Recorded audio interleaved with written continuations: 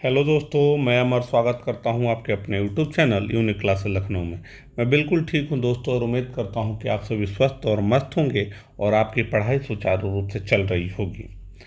आज की वीडियो में देखेंगे वही यूपी स्पेशल की सीरीज आगे बढ़ाएंगे और आज का जो यूनिट रहेगा लेकिन यूपी यानी उत्तर प्रदेश की झीलें, या हमने बोला झील के बारे में देखेंगे। उत्तर प्रदेश में कितनी झीलें हैं, तो सबसे पहले हम झील को समझेंगे। आखिर झील होता क्या है? झील कुछ नहीं है। झील इतना समझ लो आप, झील क्या है?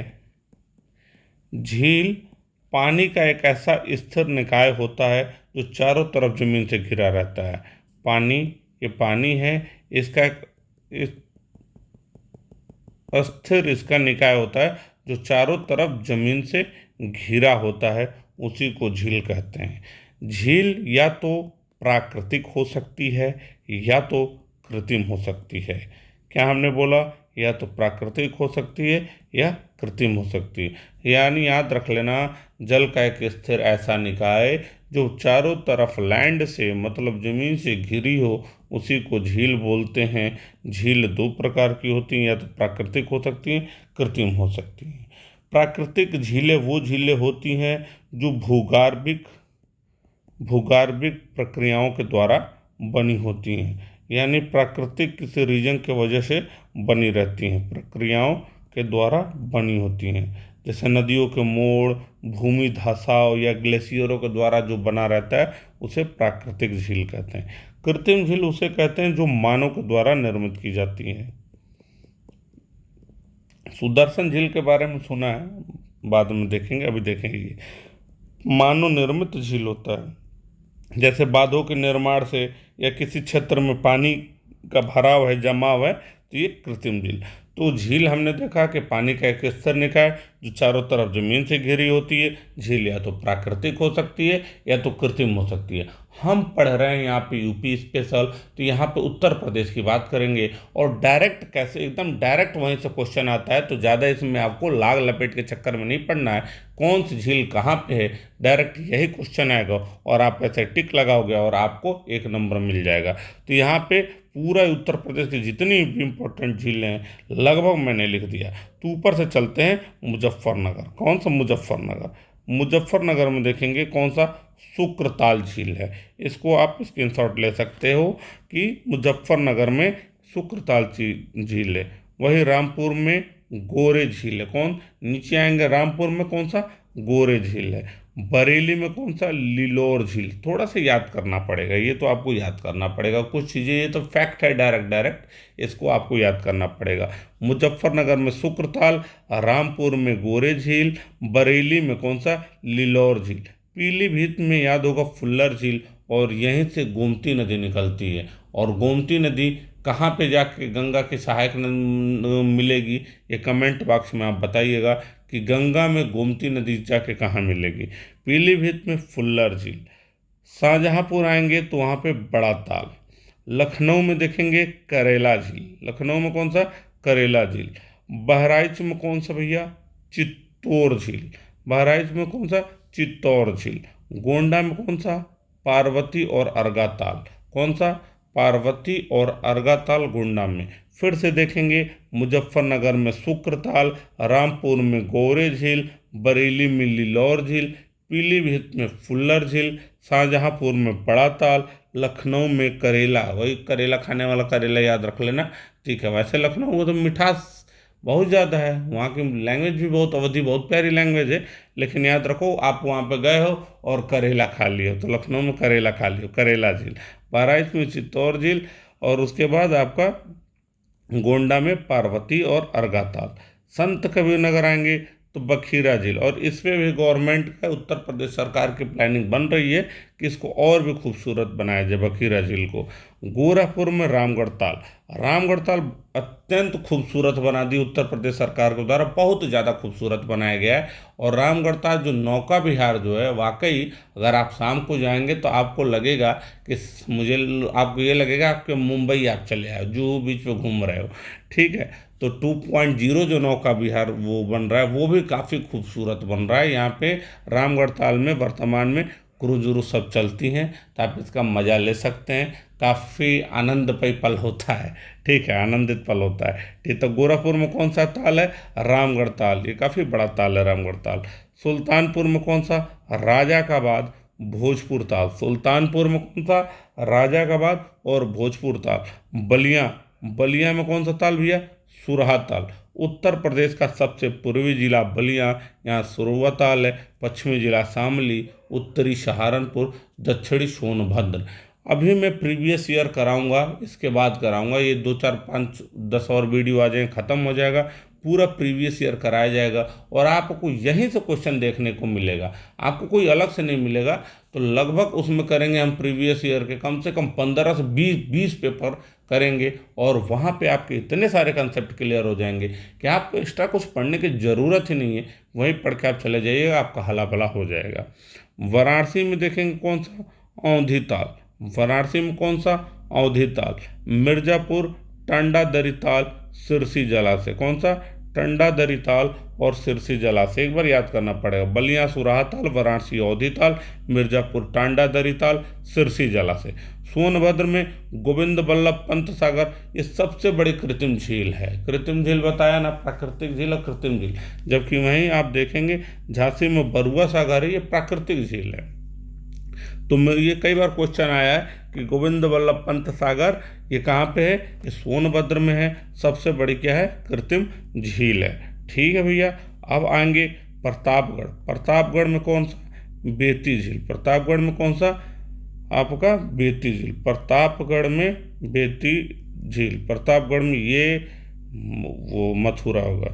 और प्रतापगढ़ में चलिए आगे लिखेंगे, प्रतापगढ़ में कौन सा? बेती झील। रायबरेली देखेंगे तो रायबरेली में समसपुर झील और बिसेंदा ताल। रायबरेली में समसपुर झील और बिसेंदा ताल। कानपुर नगर में याद रखिएगा मोती झील। रायबरेली में समसपुर झील, बिसेंदा ताल 2 याद रखना है। प्रतापगढ़ में बेंती झील, कानपुर में मोती झील, जबकि फतेहपुर में मोरई झील। तो याद रख लेना, फतेहपुर कानपुर, म से म जनेऊ मिलाना। कानपुर में मोती झील, फतेहपुर बगल में मोरई झील। कौशाम्बी अब आ जाना, कौशाम्बी। कौशाम्बी आ जाओगे तो कौन सी? अलवर झील। कौन सा? कौशाम्बी अलवर झील। अलवर झील पूछ जगह तो राजस्थान मत लगा देना नाम सुन के, आप ये देखना कौशाम्बी का अलवर झील। महोबा में कौन कौन सा? बेला सागर झील और मदन सागर। बेला सागर झील और मदन सागर कहाँ पे? महोबा में। महोबा में कौन सा? बेला सागर झील और मदन सागर। झांसी में बरुआ सागर और लक्ष्मी ताल। बरुआ सागर प्राकृतिक झील है, तो झांसी में कौन कौन सा? बरुआ सागर और लक्ष्मी ताल। अब देखिए आगरा में देखेंगे कीठम झील, सुरसरोवर। कीठम झील ये बहुत फेमस भी है, कई बार एग्जाम में आगरा में कौन सा? कीठम झील, क्या? सुरसरोवर। अलीगढ़, ये कमी आप लोगों को पता, शेख झील जो है अलीगढ़ में। कहाँ पे? शेख झील कहाँ पे? अलीगढ़ में। बदायूं में देखेंगे, बदायूं में दोस्त, बदायूं में कौन सा? सागर ताल। बदायूं में कौन सा? सागर ताल। और वैसे ही मेरठ में जैसे गोरखपुर में रामगढ़ ताल था, यहाँ पे रामताल। ठीक है, और यहाँ पे अभी हमने गलती से लिख दिया था आगरा, ये याद रख लेना मथुरा। मेरठ में रामताल। मथुरा में देखेंगे मानसी गंगा कुंड झील, राधा और श्याम झील। ये सब क्या है आपके? मथुरा में। मानसी गंगा कुंड झील, राधा एवं श्याम झील कहाँ है? मथुरा में है।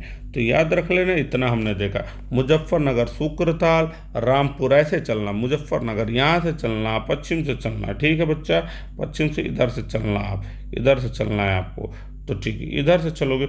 मुजफ्फरनगर में शुक्रताल, रामपुर गोरे झील, बरेली लिल्लौर झील, पीलीभीत फुल्लर झील जहाँ से गोमती निकलती है। गोमती आके गंगा में कहाँ से मिलती है? कमेंट बॉक्स में आपको बताना है। शाहजहाँपुर में बड़ा ताल, लखनऊ में जगह थे, करेला खाली थे, करेला झील, बहराइच चित्तौर झील और गोंडा पार्वती अर्गा ताल। संत कबीर नगर बखीरा झील, गोरखपुर रामगढ़ ताल, सुल्तानपुर राजाकाबाद भोजपुर ताल, बलिया सुराहा ताल, वाराणसी औंधी ताल, उसके बाद मिर्जापुर टांडा दरी ताल, सिरसी जलाशय। सोनभद्र सबसे बड़ा कृत्रिम झील गोविंद बल्लभ पंत सागर, प्रतापगढ़ बेती झील, रायबरेली शमसपुर झील, बिसेंदा झील, कानपुर मोती झील, कानपुर के पास फतेहपुर मोरई ताल। कौशाम्बी अलवर झील राजस्थान में आपको नहीं जाना बच्चा। उसके बाद महोबा में बेला सागर झील, मदन सागर, झांसी में बरुआ सागर लक्ष्मी ताल, आगरा में क्या है कीठम झील, अलीगढ़ में शेख झील। इधर से बदायूं में सागर ताल, मेरठ में रामताल, जबकि गोरखपुर में रामगढ़ ताल। कंफ्यूज ना हो, ये दो अलग अलग है। मथुरा में नो, मानसी गंगा कुंड झील, राधा एवं श्याम झील। तो उम्मीद करता हूँ कि आपको सभी समझ में आया होगा। इसका स्क्रीनशॉट ले लीजिएगा, चाहे तो नोट्स भी राइट डाउन कर सकते हैं, बना सकते हैं, और ये सब अच्छे से पढ़ते। डायरेक्ट आपसे क्वेश्चन पूछेगा कीठम झील कहाँ है, शेख झील कहाँ है, सुरवा ताल कहाँ है, अवधी ताल कहाँ है, रामगढ़ ताल कहाँ है। रामगढ़ ताल तो भाई गोरखपुर से तो हमारे माननीय मुख्यमंत्री जी संबंधित है, तो हो सकता है क्वेश्चन आ जाए। सबसे ज़्यादा जैसे बारिश कहाँ होता है गोरखपुर, सबसे कम कहाँ होता है मथुरा।